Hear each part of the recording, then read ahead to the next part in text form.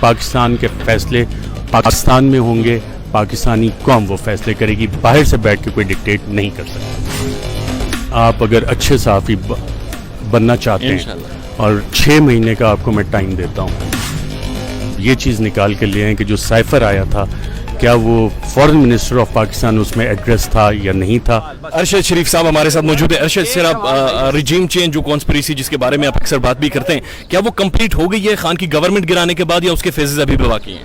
دیکھیں, اس کا ایک فیز مکمل ہوا ہے, اور جب آپ ٹپیکل ریجیم چینج آپریشنز پڑھتے ہیں, اور میں نے اس پہ کافی اسٹڈی بھی کی ہے, مختلف ریسرچ پیپرز اور انٹرنیشنل بکس بھی میں نے پڑھی ہیں اس پہ, اس کی ڈفرینٹ جو آج کل پاکستان میں ہو رہا ہے وہی چیزیں ہوتی ہیں, اور جو اس کی نیکسٹ فیزز ہوتی ہیں وہ سول وار ہوتی ہے یا مارشل لاء آپ کو امپوز کرنا پڑتا ہے, اور اگر آپ نے اس سے بچنا ہے تو آپ لوگوں کے پاس چلے جاتے ہیں, دوبارہ سے آپ الیکشنز کرواتے ہیں. یہ واحد ایک راستہ ہے. صحافیوں کو ڈرانا آپ لوگوں کے اوپر FIR کیا اسی رجیم چینج کا حصہ ہے؟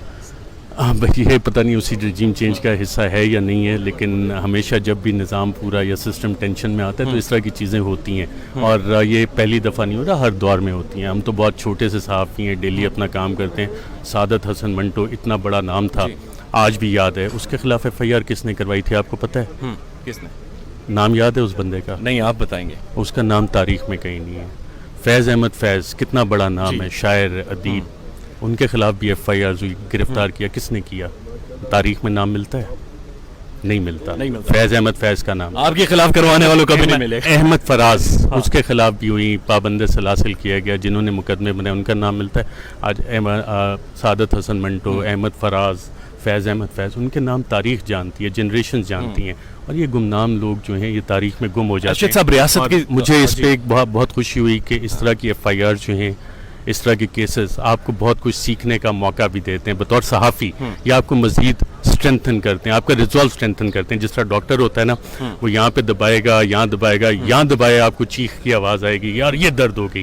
تو صحافی جو ہے نا, جہاں پہ پتہ لگے کہ یار یہاں پہ چیخ کی آواز آئی ہے, اصل معاملہ ہوتا ہے, that is the spot which needs to be proved further. تو وہ آپ کو وہ چیزیں پتہ لگتی ہیں کہ اچھا اب یہ مسئلہ یہاں پہ, اور معاشرے, کیونکہ صحافی معاشرے کی آواز ہوتا ہے, جب یہاں سے چیخ آ رہی ہے تو آپ کو اس کو مزید آئیڈینٹیفائی کرنا ہے تاکہ اس کا سلوشن ہو, یہ آپ کا ریزالو جو ہے نا ایسی چیزیں بڑھاتی ہیں. ارشد صاحب, میں نے خود میں پولیٹیکل سائنس کا اسٹوڈنٹ ہوں. پولیٹکس میں ریاست کی ڈیفینیشن کی گئی ہے, ریاست کے اندر نامعلوم کون ہوتا ہے سر؟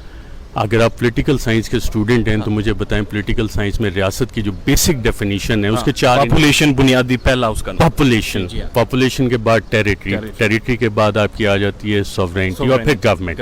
گورنمنٹ کے نیچے ادارے آتے ہیں. جب آپ پریمبل ٹو دا کانسٹیٹیوشن پڑھتے ہیں, اس میں بیسک لکھا ہوا ہے an order established by the will of the people of Pakistan. جو ریاست کا قیام ہے وہ لوگوں کی منشا سے ہے, اور پاکستان کا ہر شہری اس ریاست کا بنیادی کلیہ ہے. تو یہ گمنام کون ہے پھر؟ گمنام بھی اسی معاشرے میں گمنام وہ ہیں, گمنام لائے جاتے ہیں کہیں سے. احمد فراز, فیض احمد فیض, سعادت حسن منٹو, مختلف لوگوں کے خلاف مقدمے کیے, یہ وہی گمنام ہیں.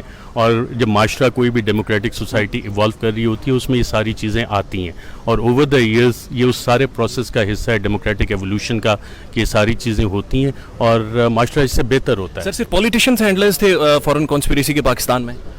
لیکن فارن کانسپریسی, کوورٹ کانسپریسی جب بھی کسی بھی ملک میں ہوتی ہیں, دیر لاٹ مینی بکس, اگر آپ اس پہ ریسرچ کریں, ریسرچ پیپرز ہیں, اس کے ایکسٹرنل اور انٹرنل کولیبوریٹرز ہوتے ہیں. مجھے آپ یہ بتائیں, جنرل مشرف ایک پاورفل ملٹری رولر تھے پاکستان کے, کونڈلیزا رائس کا کردار آیا, مارک لائل گرانٹ کا کردار اس میں آیا, اور جنرل مشرف کو باہر کیا گیا. آج بھی ایکسٹرنل وہی آپ کے 2 پلیئرز آپ کو نظر آ رہے ہیں جتنی ملاقات ہوئی, اور انٹرنل کولیبریٹرز بھی آپ کو ایگزیکٹلی وہی نظر آ رہے ہیں جو جنرل مشرف کے خلاف ایکٹیو تھا. ٹھیک ہے, مجھے یہ بتائیں کہ سر آپ کے اوپر کیسز, صابر شاکر صاحب ملک سے باہر چلے گئے, انہوں نے 22 ہفتوں کا بریک بھی لیا جو مجھے تاثر ملا ہے, ایسی کیا وجہ ہوئی سر آپ نہیں گئے اور صابر شاکر صاحب؟ یہ صابر شاکر کو آئی تھنک ہر بندے کو تھریٹس کا اندازہ ہوتا ہے. میں کیونکہ موت سے ڈرتا نہیں ہوں, میں جب بھی اپنے بھائیوں کے ساتھ ڈفرینٹ بارڈرز پہ گیا, ایکٹیو کانفلکٹ میں گیا جہاں گولیاں چل رہی ہوتی تھیں, ہم لوگ کڈنیپ بھی ہوئے, تو ہر دفعہ ہمارا ریزولو یہ ہوتا ہے کہ زندگی اور موت اللہ کے ہاتھ میں, اگر مرنا ہے میں اس وقت ہارٹ اٹیک سے مر سکتا ہوں, کہیں بھی آپ کمرے میں بیٹھے ہو مر سکتے ہیں, جو ہونا ہوتا ہے وہ ہوتا ہے. تو میرا تو اللہ تعالیٰ پہ مکمل ایمان ہے. صابر شاکر نمازی, پرہیزگار, مجھ سے زیادہ اچھا آدمی, میں تو گناہگار آدمی ہوں بہت سارے لحاظ سے, لیکن اس کو شاید اپنی تھریٹس کا زیادہ بہتر اندازہ ہوگا اور اس نے جو بھی ڈیسیجن لیا. آپ کی آنکھیں اب بھر آئی ہیں ابھی بھی, لیکن آپ سے آنکھیں اس وجہ سے نہیں بھری, وہ جب وہ بات ہو رہی تھی نا لوگوں کی, لوگوں کے پیار کی, وہ انپریسیڈنٹڈ ہے جو میں نے اس سے پہلے نہیں ہو, کیونکہ بطور صحافی ہم سٹوریز کرتے ہیں, کسی کو پسند آتی ہے کسی کو نہیں آتی, اور جتنی پبلک سپورٹ آئی ہے ابھی بھی یہاں پہ رینجرز صحافیوں کی بھی صدیق جان صاحب جو سولجرز یہاں پہ کھڑے ہیں, اگر آپ نے دیکھا ہو, وہ سارے مجھ سے گلے ملے ہیں, کتنے مزے سے ہم نے پیار سے باتیں کی ہیں, وہ سارے, یہ وہ پبلک سپورٹ ہوتی ہے. وکلا آپ نے دیکھیں یہاں پہ, کہیں بھی آپ چلے جائیں, جتنی لوگ دعائیں دے رہے ہیں, مائیں دعائیں دے رہی ہیں, بہنیں بزرگ آپ کو دعائیں دیتے ہیں, یہ انپریسیڈنٹڈ ہے میرے لیے. تو اس سے مجھے زیادہ اوور اور مجھے اپنی رسپانسبلٹی کا زیادہ احساس ہوتا ہے. ارشد شریف سے اختلاف کیا ہے پھر؟ ارشد شریف سے اختلاف ہے کہ وہ عوام کی آواز بنا ہوئے, جو شاید ریجیم چینج کانسپیریسی لوگوں کو سمجھا رہا ہے اپنے ٹیلی ویژن پروگرامز میں, شاید یہ بھی ایک ہو, اور انٹرنیشنل فورسز بہت زیادہ پاورفل ہوتی ہیں, اور اس میں پاکستانی, بلکہ صرف نہ صرف آپ اگر وار آف انڈیپینڈنس سے لے کے شروع کریں, بھگت سنگھ پہ جو مقدمہ بنا تھا اس پہ قائد اعظم نے باقاعدہ طور پہ اسپیچ کی تھی, بتایا تھا کہ یہ کیسے, تو یہ ساری چیزیں ہوتی ہیں. اب عمران خان نے جو بات کی ہے حقیقی آزادی کی جنگ, اس حوالے سے لوگوں کو وہ ریئلائز ہوا ہے کہ ریجیم چینج فورن اسپانسرڈ کب تک پاکستان میں ہوگی.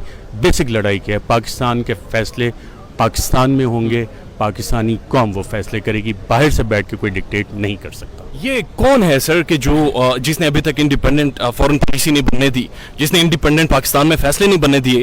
عشرت حسین کی کتاب ہے, آپ نے لازماً پڑھی ہوگی, وہ کہہ رہے تھے